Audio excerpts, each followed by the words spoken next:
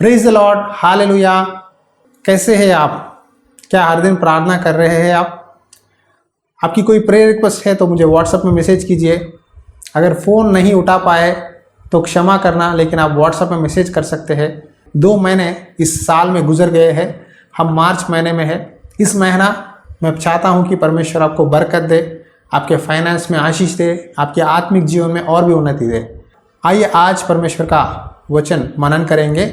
भजन संहिता chapter 85 verse 9 में इस तरह लिखा है, निश्चय उसके डरवियों के उद्धार का समय निकट है, तब हमारे देश में महिमा का निवास होगा। निश्चय उसके डरवियों के उद्धार का समय निकट है।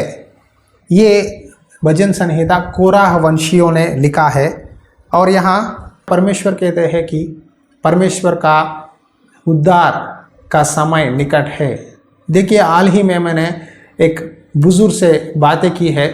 उन्होंने कहा, ब्रदर मेरे पास अच्छा नौकरी है, मैं अच्छे पोजीशन में हूँ, मेरे बेटा अच्छा पोजीशन में है, उसका खुद का एक कंपनी है, सब कुछ अच्छा चल रहा है, लेकिन मेरा बेटा और मेरी बहू परमेश्वर की बात नहीं सुनते, वो उद्धार नहीं पाए।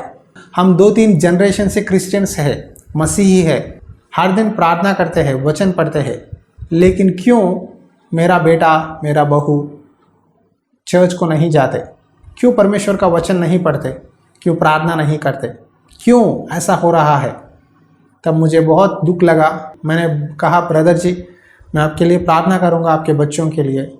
और उन्होंने आंसू के साथ एक बात कहा, मैं नहीं चाहता कि मेरा बेटा या मेरे परिवार वाले नरक जाए, उनका आत्मा नरक से बचे, उद्धार पाए, यही मेरी प्रार्थना है। तब प्रभु ने मुझे ये वचन बताया, निश्चय उसके डरवियों के उद्धार का समय निकट है। डरना मतलब एक रिस्पेक्ट के साथ रेवरेंशियल फियर रहना बहुत ज़रूरी है। जब इजरायली लोग परमेश्वर का आवाज़ सुनने लगे तब उनको बहुत डर लगा, कहीं परमेश्वर हमसे बात करे तो हम मर जाएंगे। वो डर के लिए नहीं बोल रहा हूँ, लेकिन जब आप पाप करते हैं, जब आप परमेश्वर की बात नहीं सुनते, तब आपको मन में डर रहना है, अगर ये काम करूँगा तो परमेश्वर को गुस्सा आएगा, परमेश्वर मुझसे नाराज़ होंगे। ये डर हमें रहना ज़रूरी है। इसे रेफरेंशियल फियर कहा जाता है।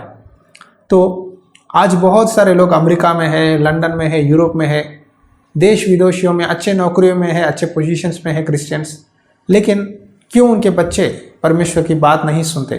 क्यों प्रार्थना नहीं करते? तो इसका जवाब यही है कि उनको परमेश्वर का डर नहीं है, वो परमेश्वर से नहीं डरते, उनको परमेश्वर का प्यार हल्की सी हो गया है, केयर नहीं करते। अगर कोई प्रॉब्लम आ गया है, मेरे पिताजी है मुझे पैसे देने के लिए, मेरी माँ है, मेरे नाना नानी मेरे लिए प्रेयर कर लेते हैं परमेश्वर से, वो चर्च जाते हैं, बुजुर्ग लोग करते हैं, मैं जवान हूँ, मैं अच्छा नौकरी करता हूँ, कमाता हूँ, मेरी पत्नी है, संसार में एंजॉय करूँगा, यही मन से विचार से रहते हैं। लेकिन वो एक बात भूल जाते हैं। क्या है वो? प्रभु यीशु ने कहा, शायद एक व्यक्ति संसार में पूरा पैसा धन दौलत सब कुछ कमा ले, लेकिन उसका आत्मा का उद्धार ना हो तो क्या फ़ायदा है? आप इस संसार के चीज़ों को देखकर क्या आत्मा की रक्षा पा सकते हैं? नहीं ना। आत्मा का उद्धार होना है, नरक से बचना है, तो सिर्फ यीशु मसीह का त्याग बलिदान ही हमें नरक से बचा सकती है। इसीलिए प्रभु ने हमें मुफ्त से इस उद्धार को दिया है। आज बहुत लोग नेग्लेक्ट करते हैं परमेश्वर का उद्धार को। वो सोचते हैं कि यीशु मसीह क्रूस पर मर गया है, तीसरे दिन जी उठा है, ये कहानी हमें पता है। ये कहानी नहीं है, हकीकत है।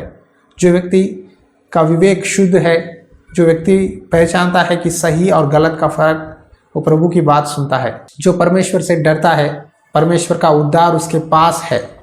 आज बहुत लोग परमेश्वर का उद्धार, परमेश्वर का जो प्रोटेक्शन खो रहे हैं। वो समझते हैं कि संसार में सब कुछ चीज़ें हैं, खाना पीना है, पैसा है, सब ठीक चल रहा है तो काफ़ी है, लेकिन वो नहीं जानते कि एक दिन इस शरीर को छोड़ना पड़ेगा, एक दिन हम मर जाएंगे। हमारी आत्मा कहाँ जाएंगी? स्वर्ग जाएगी या नरक जाएगी? वो बात को भूल जाते हैं।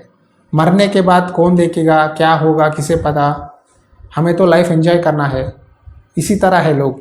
लेकिन परमेश्वर कहते हैं शायद इस संसार में सब कुछ तू दे दे, लेकिन अपनी आत्मा को नरक से जाने से बच।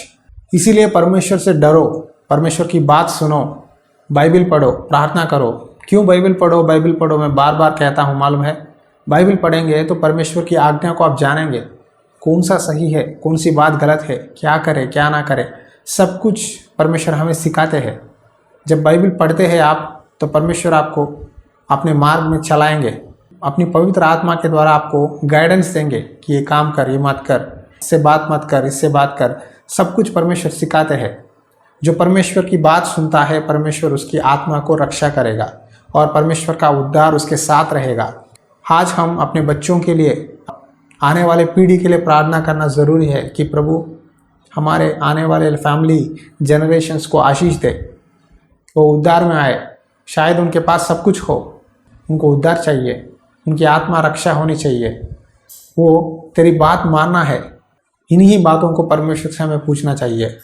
परमेश्वर ने मूसा से कहा, देख कैसा मैंने मिस्र में से तुमको तुम्हारी दासत्व की काड़ी से बाहर लेके आया हूँ, कैसा मैंने लाल समुंदर को 2 भाग किया है, उसके अंदर से लेके आया है।